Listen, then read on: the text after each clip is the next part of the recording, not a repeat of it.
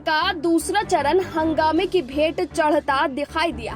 तीसरे दिन भी हंगामे के चलते लोकसभा और राज्यसभा की कार्यवाही नहीं चल सकी।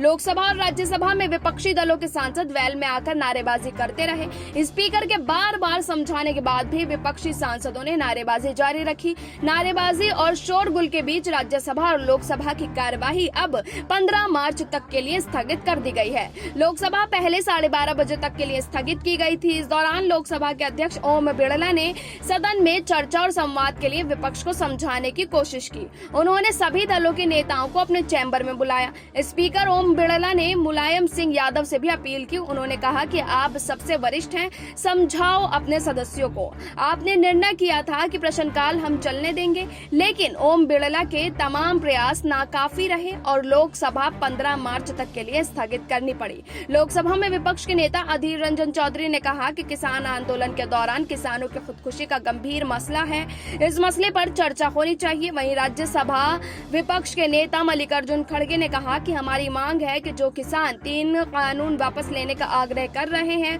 और 105 दिनों से दिल्ली के बॉर्डर पर बैठे हैं, उनकी बात सुने और उस पर फिर से चर्चा हो।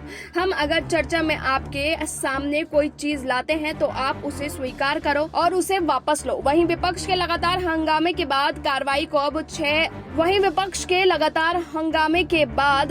को अब 4 दिन के लिए पूरी तरह से स्थगित कर दिया गया है। Bureau report SPN9 news.